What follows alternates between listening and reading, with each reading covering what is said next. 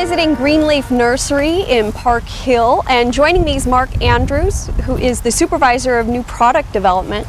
Well, Mark, Greenleaf, I think few people in Oklahoma realize we have a national leader in the nursery trade. Tell us a bit about Greenleaf. Greenleaf started as a cash and carry garden center over in Muskogee, Oklahoma in the late 40s by the Nickel family, and then in the late 50s they decided they wanted to start growing their own plants to sell at their nursery. And so they purchased land over a newly created Lake Tenkiller so they'd have an ample water supply, and it kind of started from there and kept growing. Well, it's certainly a beautiful site here. Yeah. And as we look out, there are just hills and hills of production. You must produce millions of plants. We produce millions of plants here, and then we also have two other nursery locations in the United States. We have one down in El Campo, Texas, which is southwest of Houston, and another one in Tarboro, North Carolina, that's just east of Raleigh. And each one serves a separate market area, so basically we cover the entire eastern portion of the United States from the Rocky Mountains to the east. Excellent. And one of the new ventures that Greenleaf's taken in the last few years is developing their own line of plants. Tell me about the Garden Debut plants. Garden Debut is a plant brand that we started working with, and it's Greenleaf's brand, and it's great new plants and trusted landscape solutions. And what it is it's a vehicle for us to introduce new plant materials to the market, and as well as plants that perform well in the landscape. And right now we're in our trial garden. This is one of the areas that we trial our new product to make sure that it does perform well for the end consumer once they put it in their landscape at home. And Greenleaf produces some of these plants here on site and at your other breeding facilities and production facilities. You also work with breeders around the country and around the world. Yes, we do. We go ahead and work with them, and we're always looking for new and improved selections because there's always something better that's coming along down the market, into the market, and that's what we want to do, is be at the front end of that and introduce these new varieties into the market. Well, you must evaluate thousands of plants. What makes a good Garden Debut plant? Basically, we're looking for a lot of different characteristics, but some of it is improved bloom habit, bloom timing, more bloom, different colors. Cold hardiness is an issue because certainly there's plants that perform well in the south and that northern growers can't have, and we're looking for plants that we can push forward for them to enjoy as well. And just unique characteristics as well. Some plants just have something that's totally unique that no one has ever seen before, and so those are things that we look for as well. Of course. Are there other characteristics you look for that have more to do with the production of the plant? Well, of course, the big thing is that you have to be able to propagate and grow it, and the characteristics that you're looking for have to be stable. They have to be carried through on all of the plants. There are some plants that we'll see a unique characteristic in, but because it isn't stable, it won't propagate, and so we can't, it's not reliable, and so those plants never make it into the Garden Debut line. All right. Well, before we look at some of the Garden Debut plants, this trend of having brands is something that we've seen grow throughout the horticulture industry in the last 5-10 years. Can you tell me a bit about what's driving that? Well, a lot of it, what's driving it is actually, the way that marketing has been done, especially in the United States over the years. There are certain things where brand names are synonymous with a product. And basically what it boils down to is we've started to kind of recognize that people do realize that brands are important in everyday marketing. Yeah.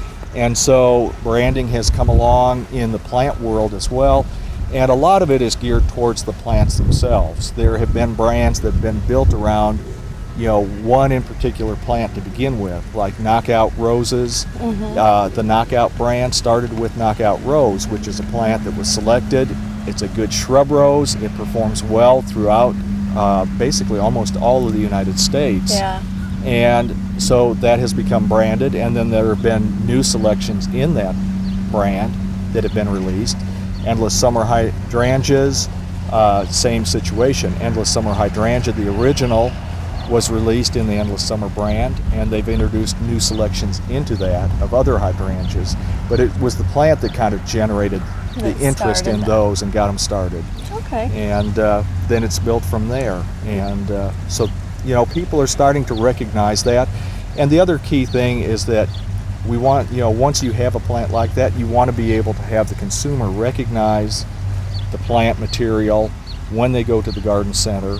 And so, you know, that's what has also led to a lot of this, in that if they go in there and they see a plant in a garden debut container, for example, then they know it's a plant that has been tested and has performed well in the landscape. Yeah, we start to recognize these different labeling and equate that with quality, Right. if we've come to trust in that brand. Right, and that's the other key factor in all of this branding, is that most of them have been controlled in that only the best growers have access to the brands, and so you can kind of rely on the quality of the plant material when you go in there. Well, that's reassuring as a consumer to know that.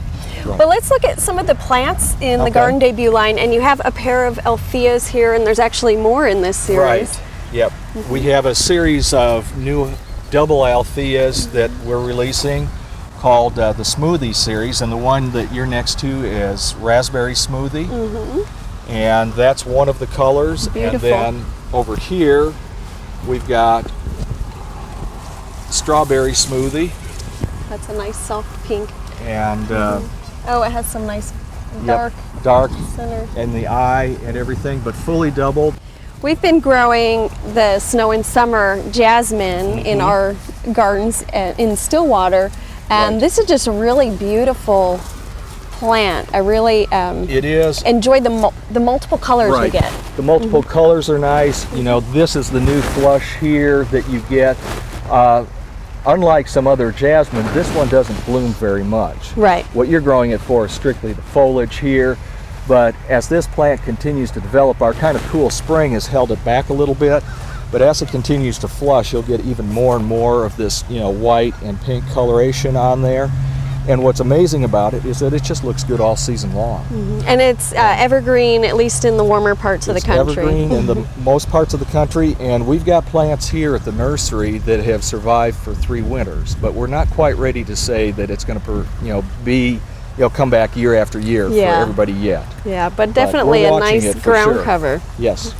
One of the first plants I knew in the Garden Debut line were the series of daylilies. Right.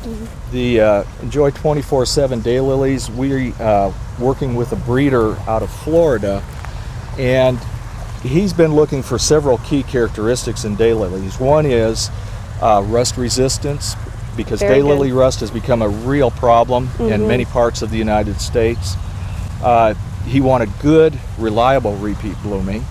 And then the other key factor is that most consumers go into the garden center in the springtime. Yeah. And daylilies are in bloom in the spring.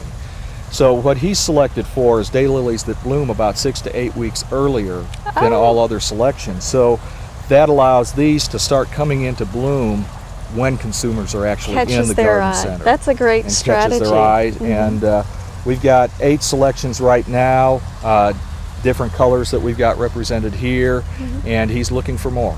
Excellent. So Well, they've all been very good performers for us. Again, we've been using these in our garden. I am intrigued by this beautyberry in the back here. Tell us about that. Wine Spritzer beautyberry came to us from a group of people that travel the world looking for new selections, and it's a plant out of Japan. And the one thing about it is, you know, you get this reddish stem on the plants, then this mottled leaf, and it holds that color all through the growing season. Now, some people may be familiar with beautyberry and know that it has blooms and fall The fruit. berry set.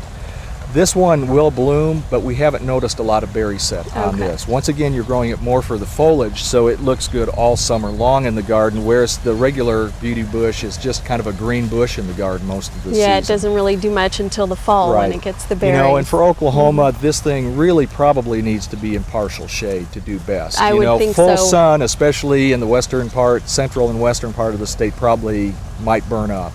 Okay. But, you know, put it in partial shade and it'll perform real well for people. It'll also brighten it up with that light Absolutely. foliage. Yep.